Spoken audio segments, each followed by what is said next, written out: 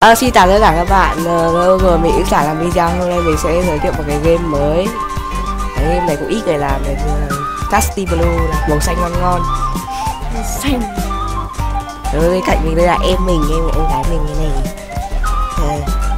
Đây, tên người ta sẽ cùng vào game. Và level 1. Anh nói kiểu gì đấy?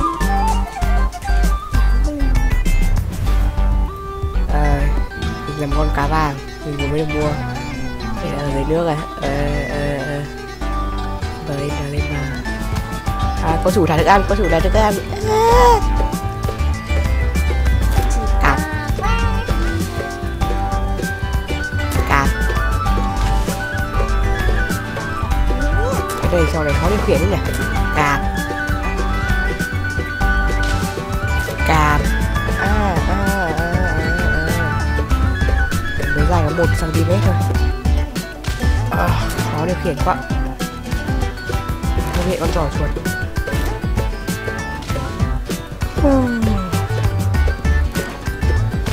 Cứ thả một chỗ này. Này ăn được mọi phía.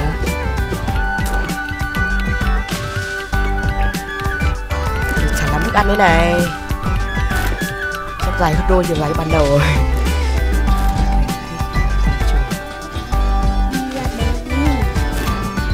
Đi ra bờ làm gì?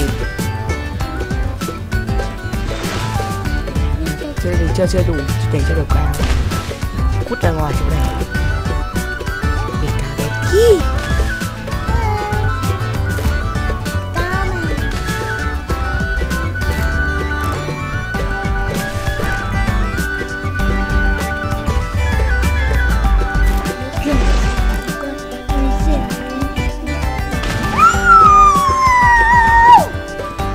Mồm nhị.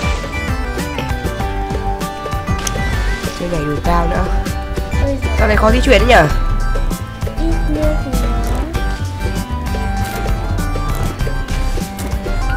Há mồm như một thằng điên.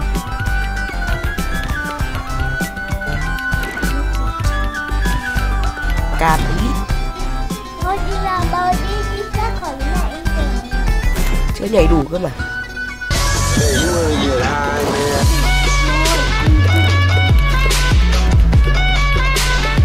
Đây rồi, chúng ta có thể nhảy rồi.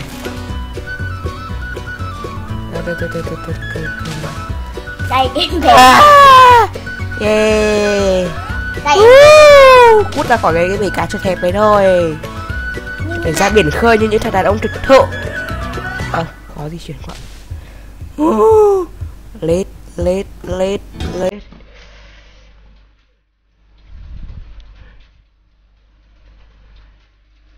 Vươn ra khỏi biển khơi. Cái này thì người YouTuber bình thường vẫn chưa làm đâu. Người có dư FG và phải những cái nhỏ làm thôi. Chết đã bật YouTube cùng kênh chúng ta. Có nhạc các bạn thông cảm nhá. Vươn ra biển lớn. Cá lớn quá. Xem nào mấy con tôm này to thế. Ăn tôm. Khó chuyển.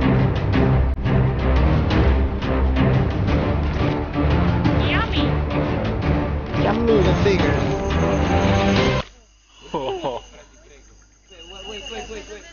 Rápido.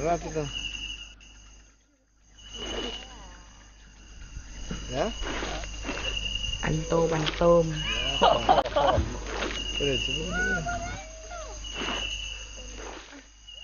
To ra nào cưng. To ra nào. 4 cm vẫn là nhỏ. To ra nào. Bây giờ tôi đang có ăn tôm to.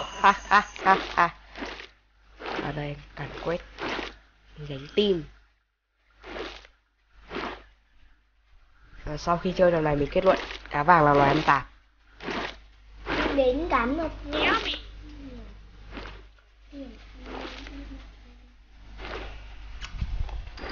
Ăn được cả cái viên bé tí này. Chết chân. Viên bé tí viên kia. Ăn được cả cái viên bé này. Đá. Đá bé. Xem nào. Cái này.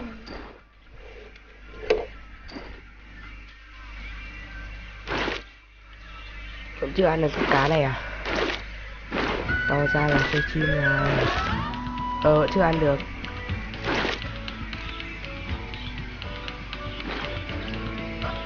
Sao thì Cắn quét lên địch nào.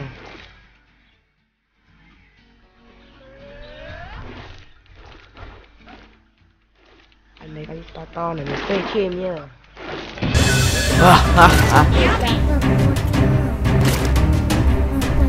Đủ tự dưng nhạc cà phê thế nhỉ? Đây là 11 cm, khá là to. Với một con cá chép, cá vàng bình thường, nhưng mà không to bằng cái khác đâu. Cá vàng răng như cá piranha. À bây giờ chúng ta có thể ăn con trai, ăn cả lon coca này. 3 sao, con chim. Nó phê này nghe bạn. con cá mập. Giờ chơi ván 2, hôm nay mình dự kiến mình sẽ chơi đến ván 5 nhá. Chơi đến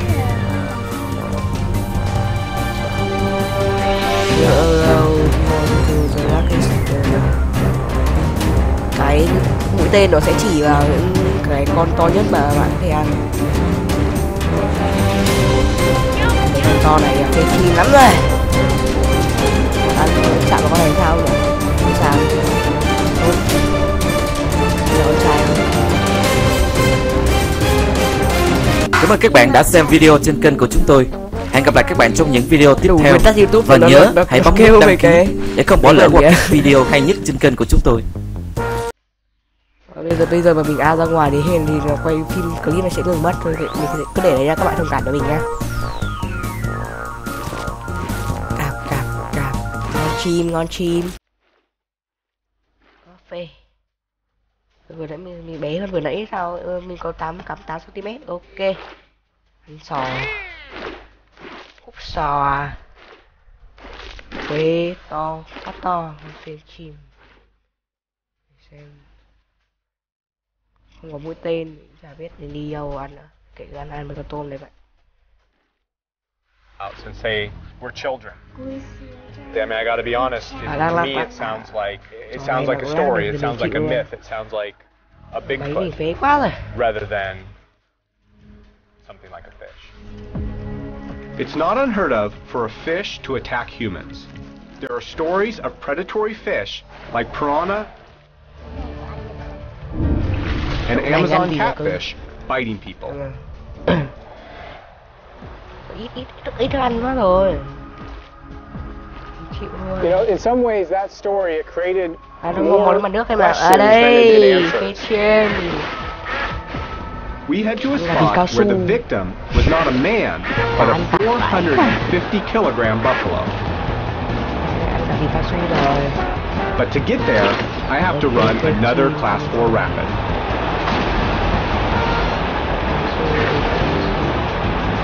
Cao su, ôi con này nhảy cao thế. Phê.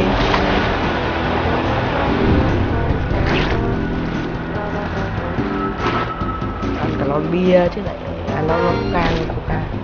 This here is Kate Camp, and this is apparently, supposedly the spot where a man named Kesar Singh saw his father's buffalo being dragged into the water. Khổng lồ rồi. Is the gentleman been there? That's him. Namaskar, कैसे हो? कैसे हैं? Top side. Con trai, ok Can we go phê. to the exact spot Mà rồi, where hai sao. the buffalo was in the water? ठीक Chứ हो mình thấy जाएगा được hết Justin. cờ ăn nhiều hơn mình cơ, nhưng mà lại còn ít sao hơn cơ. Để chả hiểu sao nữa, màn năm là màn này là màn này đâu nhỉ? Could you explain to me exactly what you saw? उसके he was bringing his buffaloes down to water, and there was one buffalo in the lead, and he was somewhere back up there. This buffalo got into the water, and after a short while, a large creature grabbed it by the head, pulled it in. So you actually saw something come out of the water and bite the buffalo's Để quay phim face. nào. Long mouth. Like, Có điều quyền. I don't know. Like, I don't understand what a long mouth looks like. Could he draw it?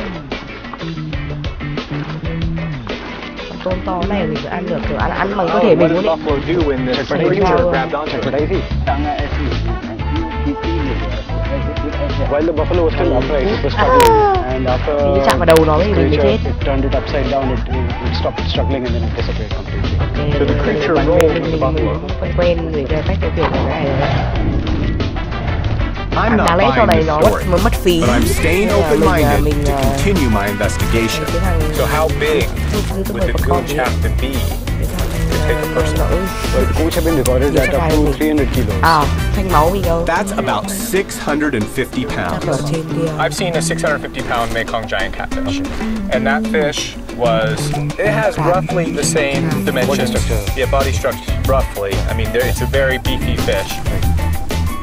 That fish was 9.5. So let's imagine with a 9.5. Đông con này thế. 650-pound gooch would look like.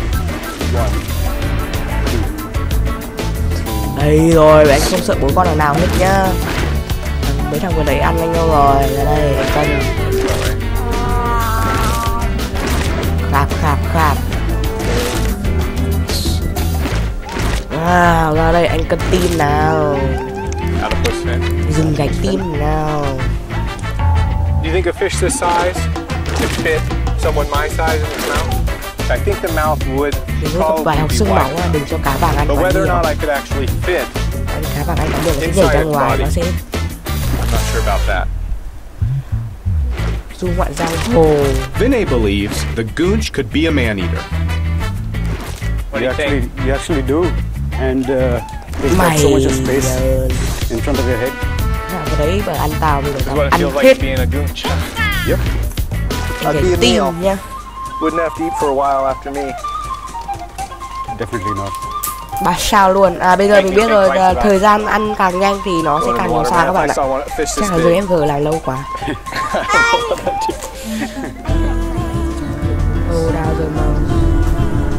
In other parts of the world, catfish have been accused of aggression towards humans. In Europe, the giant Wells catfish is blamed for a series of attacks in a freshwater lake. If aggression and size are somehow related, I need to find out if a 3-meter goonch still exists. And I think a fish this size, if it wanted to, it could take years. Seems to me the question is now, is ăn cả tảo rồi đây. a really big goonch?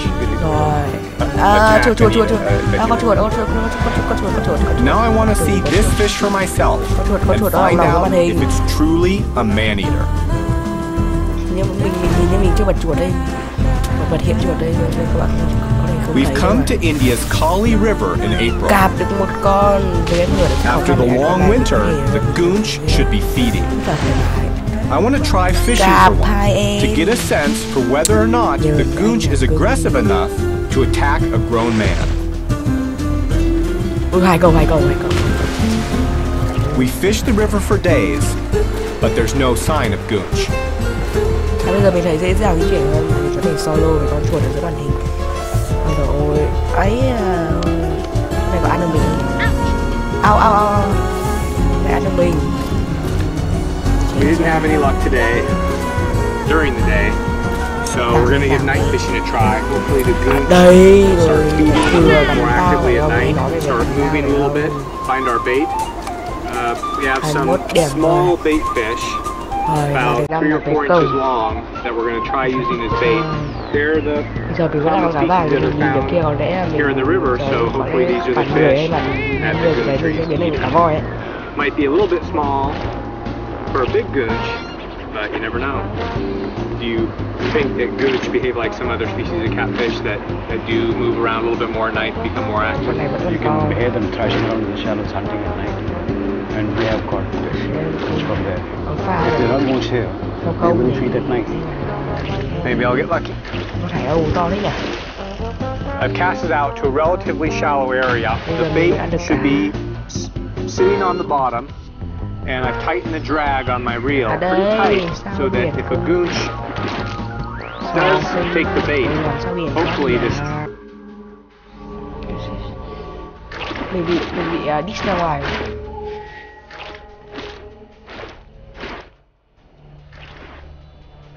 I mean, the goonch fishing hard to catch.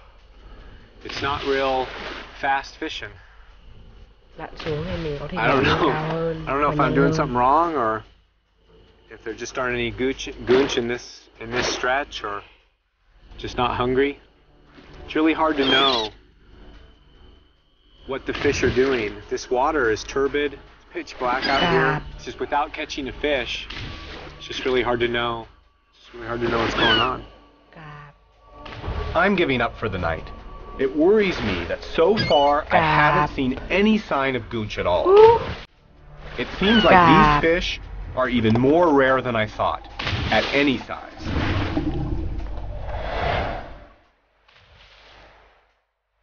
Gì mới phao này đệ.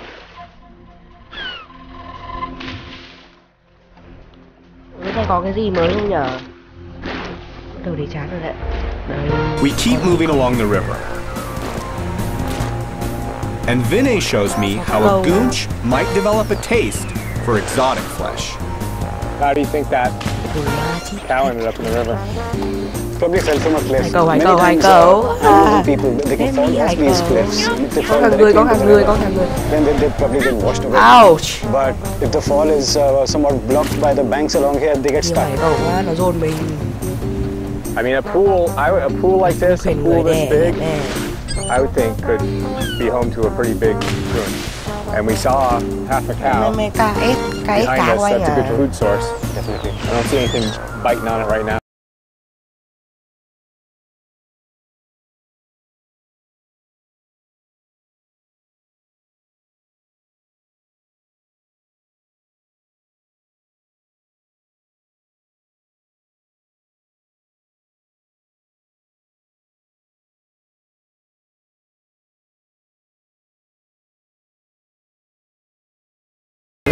And finally, Vinay gets lucky. On the end of his line is another Kali River predator. Known locally as the big mouth, it can crush its prey with its muscular jaws. So this is a little golden nasir. He was hanging out right here on the eddy line. And let's take a little bit closer look. Believe it or not, these fish can get over 6 feet long and over 100 pounds. It's a beautiful fish. So really large, the species has really large scales, bright golden color, a little bit of orange on the tail, yellow fins. And if you can imagine, it's a beautiful fish when it's a foot long. They're really impressive fish when they're 6 feet long. Golden nasir are ultimate swimmers, surviving in high currents and fast flowing water. Although it's a voracious predator, it doesn't have any teeth to speak of. No gripping teeth. There's no way this fish could be responsible.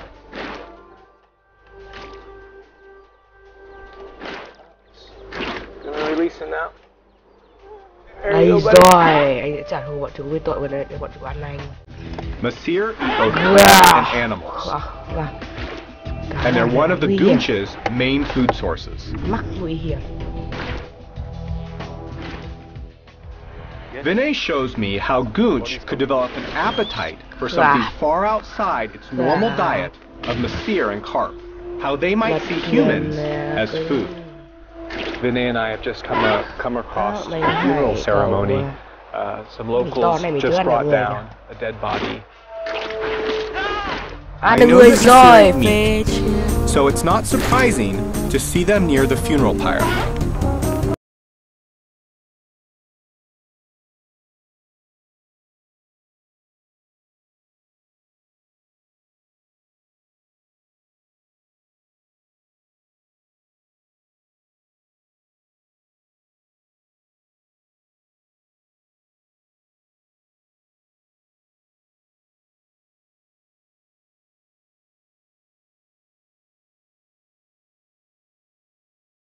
We're having no luck on the Kali. It's a sign that fish here are increasingly rare, making the presence of a man-eating goonch even more unlikely. But Vinay knows a river where he always finds goonch, and where I can test the goonch's propensity to attack and kill.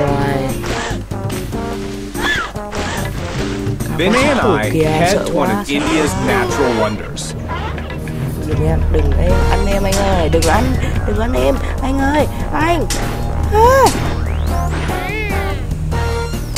I'm here in Corbett Cá National dài 3 Park. mét, It's home to almost 600 species of birds and 50 mammals.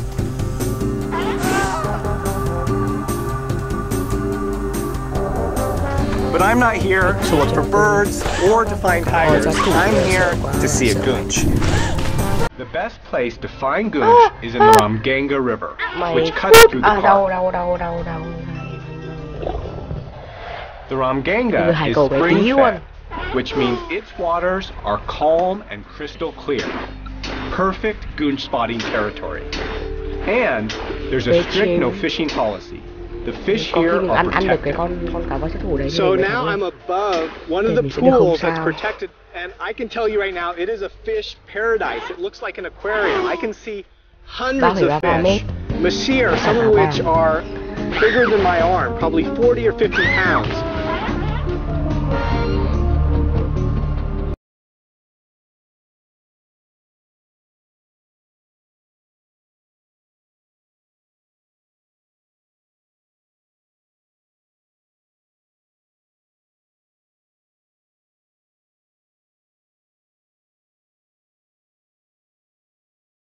So we're going to be fishing with 2 rods today, and we're baiting one of the rods with a really smelly fish. Is it stinkier the better? Yes. Stinkier the better. It stinks. Goonch use their sense of smell to hunt. This stinky bait should attract a fish, and hopefully we can see how aggressively it feeds. I aim the bait right above the goonch. Chưa đủ bạn ơi, mấy mét mà đủ rồi. You see it? Yes. Wait for it. Look at all those waves. It's very active. Wait. Đủ đâu. À đây. Khạc. Wait. Không sao. 3 sao nè. It's pulling. Hit it. Tighten the drag. Oh yeah. Quả của mình, một con cá voi sát thủ, 4 người, 36 con hành cầu, 3 con các kiểu. Rồi, clip này hết rồi. Mình, nếu các bạn muốn chơi cái trò này miễn phí, đáng lẽ trò này là có giá là 6 đô, nhưng mà mình có link cho miễn phí này. Mình sẽ để link ở bên dưới phần giới thiệu. Bây giờ là clip này hết rồi. Chào các bạn nha. And unfortunately got off the hook, but that was cool. It's the first time I've seen